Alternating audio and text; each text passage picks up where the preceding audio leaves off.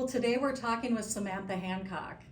She is a stellar real estate agent with the Remax Advantage Plus brand, and she also is the leader, awesome leader of her very own team, the Hancock Group. So Samantha, thanks for being here with us today. Thank you for having me. So excited that you're here. Yeah, happy to be Okay, here. so tell me a little bit about how you found your way to real estate. I started my career in corporate marketing out of college. Oh. And that was a really good foundation for me because when I started real estate, I always wanted to be a marketing company first, Okay. before somebody that writes contracts or sells homes or provides customer service. So I did that for 4 years, and then I was actually recruited into the business by somebody who said, oh, you'd be really good at this, and I was looking to make a change, and so that was 12 years ago now. Oh my goodness, so And- you've been in it 12 years already. Yeah, I feel like I'm one of the oldies now. I remember when I started, I was like, you've been doing this for 10 years, you're old. Well, that's me now. So. You can just say I'm seasoned. Yeah. I'm not old, that So doesn't mean you're old. I'm at the Dirty Dozen, and I love that. yeah, so that's how I started, and it was just really a natural fit for me because I got to use my creativity and my marketing, and I got to be with people because I'm super extroverted. Yeah, yeah. Well, I see your social media and you're very savvy in that and do Yeah. a wonderful job on expressing who the Hancock team is, what you're doing, so Yeah, it's thank always you. kind of fun to watch. Thank you. For sure. Yeah. Now, you don't only run a successful real estate team, you have some kids you're running after, you're into horses. Yeah. Kind of tell me just a little bit about the lay of the land there. Oh my gosh. So I have 4 children who are amazing, and I have a horse barn that I run and operate, and we board horses for a few people, not a lot. It's mostly a hobby for me, okay. me and my girls to enjoy. But I board horses for 4 good friends of mine, and we kind of go all over the country competing, and it's been really cool to see how, like, when you pour into your passions in life, that it can intersect with your career, especially in real estate, because a huge part of my business is acreage, horse, and hobby property. So I used to get a lot of grief, people like, Yeah. oh, you have such a time-consuming, expensive hobby, but like all my sales. See, this is why you spend money in horses. Exactly, and Yeah. you are the expert, right? So that's exactly why that's 100%. gravitating toward you, right? Yeah, and then we get to That's sponsor all the awesome. events and like love on the kids, and it's great. It's like the best thing in the world. What do you think is the biggest factor that has helped you be successful? Oh my gosh, that's a really loaded question. It is. In life, being willing to fail and mess up and just go for it, like really just not overthinking things and just Love that. trying and using every success or failure as a learning experience, and just not like being confident in myself and not being afraid of that. And I think everybody should strive to get there. I don't really get embarrassed anymore. You just have to go for it. So I think that is a secret sauce for any entrepreneur or self-employed person, is just, I think people get so stuck on needing a roadmap of where they're going, and Right, kind of have to look at like you're just setting sail on a sea and you're gonna see what happens. And yeah, there's definitely a planning element to our business, absolutely, but being okay failing and not knowing where you're going and just getting started. yeah. Like we were talking a little bit earlier, you kind of got to just be brave Absolutely. and go after those things, if you want them bad enough. Yeah. This is what, Yeah, and you want anybody to do. jumping into real estate, if it's a commission only thing, so if Right. you've done it, you're already taking a brave step, Exactly. And also, I think what I've observed in coaching others through my career and in myself is I work for fun naturally. So it's not like, oh my gosh, I'm waking up at my alarm and I have to make myself do this. Like, Right, naturally, my brain, the way God made me, I like this work. So I think everybody needs to find that for themselves. Where you go in and you're like, this is engaging. It like makes me tick. and it makes me better. Now, it doesn't happen on its own, but if you find that you're engaging with something for multiple weeks or days, you can get there with almost anything if you engage with it. But it's Mhm. really about what you're focusing on. And I think getting yourself to that point where you're so engaged in it that it doesn't feel hard is a huge Right, success builder too. yeah. Oh, I Yeah. totally agree with that. I Yeah. totally agree. You have to really And I feel like you have to really open yourself up to the possibilities, because I'm all about possibilities and looking at things in a different way and Yes. asking all the questions. Absolutely. Even if some people think that they're dumb questions, it's like, no, I'm very inquisitive. 100%. And once you find that, Yeah. it's so rewarding. Yeah. Like, me too. I love getting up every day and doing what I do. I absolutely love it. And if there's days I don't feel like doing it, I find something about it that Yes. today's gonna make it, Absolutely. it's gonna make it work. Yeah, and I think there's some people like, you just gotta be disciplined, just muscle through it, but that doesn't work over time. No. It just doesn't. Like, I mean, I've seen this again and again. Like, it has to be something that works within your strengths Right. in some way. Now, if I decided I was gonna get really into a super unproductive activity in my life, it would pull me away mentally from my job. Like, it really would. Like, so you have to Absolutely. balance that. Like, people who get super obsessed with like professional sports, let's say, for example. Mhm. I love watching professional sports, but like, if I was to like get super interested in it to where like I'm spending all day looking at it, thinking about it, I would suck at any career. Yeah. So that's just the way our minds work. So you have to just engage in Yeah. what you're doing. So what are some of your success habits? Sure. My success habits. I think I'm a disciplined person by nature. So I kind of have to be, though. I mean, I have so many things in my life that I have to stay on track. Mm-hmm. Exercise. I think everybody should exercise, even if they don't want to. It helps me sleep better. It motivates me. It keeps me mentally sharp, clear. Like, if I go a period of time without exercising, which I did for several years, like, I can't tell you how much better I feel. So I think it's exercise for everybody's success habit. What that looks like for them varies. Yeah. Having people around me that are motivating or inspiring or encouraging is also a success habit. Like, you need built-in people close in your life. I'm talking to people all day long, whether it be friends or coworkers or family that are people from the church that are pushing me in a positive direction just inadvertently by being who they are. Yeah. So you need to have good people in your life. Yeah. You always need someone in your corner. So what do you feel are some mistakes that you've maybe made along the way? Oh my gosh, in life or work or whatever. So many. We all have. But which ones come to mind for you? I think when I first started hiring and recruiting people, I just didn't invest enough in my leadership skills. So I think that, it's hard because you give this balance of just go for it, but then learning to really develop people in a meaningful way is something that I've made mistakes on.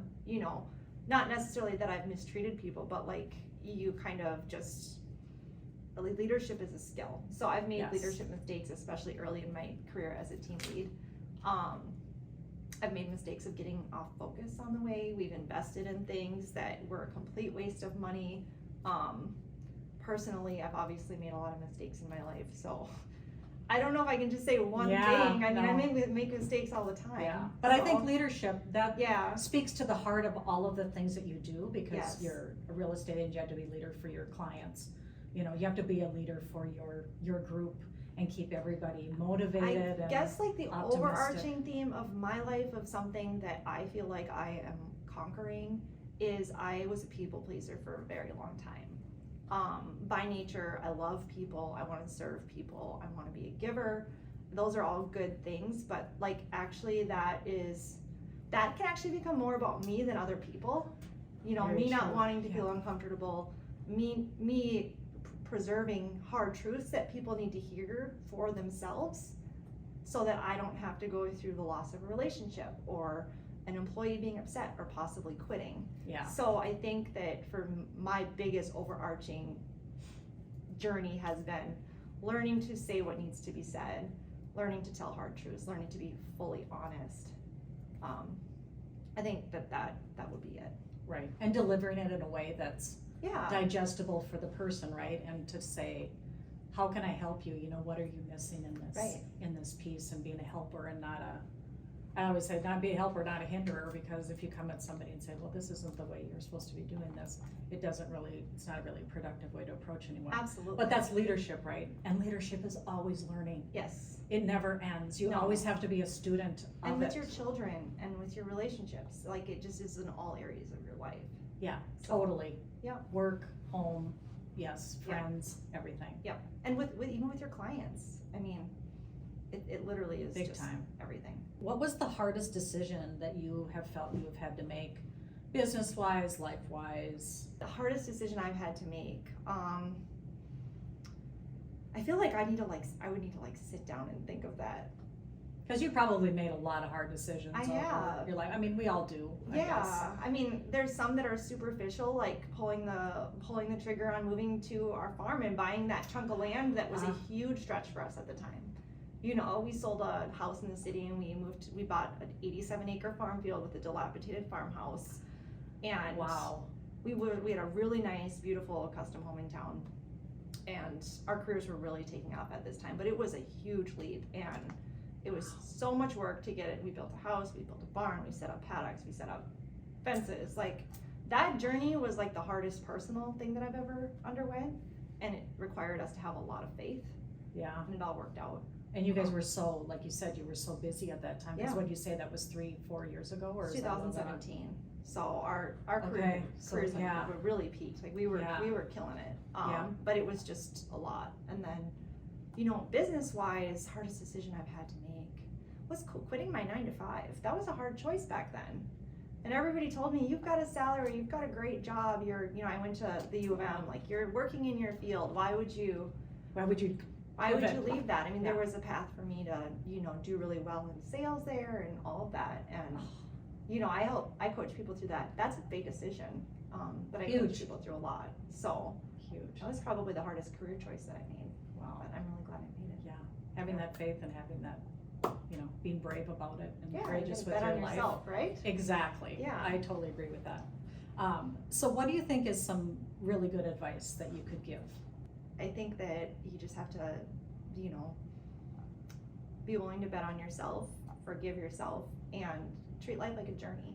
It's a journey, So if things, I think if you go through life, like, I always have thought, okay, if I lost everything, or if this completely fails, or I don't make any money, or, like, you can just start over and rebuild, or you can, pivot, you can make a new decision. I think sometimes we tend to think decisions are so permanent or more permanent than they are. Oh, totally agree. And I think it's just really important to treat life like a winding road. So. It's about what's the saying? It's not the destination, it's the journey. Yeah, and just like to pull all of the lessons out of every nuance of life, all the setbacks, all the failures, all the disappointments. Yeah. Yeah. Because that is life. Yeah. And then just don't ride the highs too high or the lows too Yeah. Stay a little bit in the middle, maybe? Yep. Okay, so if you could start all over again, what would you do differently? With my real estate career, or just anything, okay? Yeah. Whatever comes to mind. With my real estate career, gosh, I would have started investing in real estate sooner, like much sooner, because I started when houses were dirt cheap. So if I was starting right now, I would, we invest in real estate now and do all of that, but I imagine in 10 years it's going to be the same. Right. People are going to maybe be having the same conversations. So probably. I would have started buying houses right away and holding them. I mean, I would be a gajillionaire right now if I would have did that. Literally.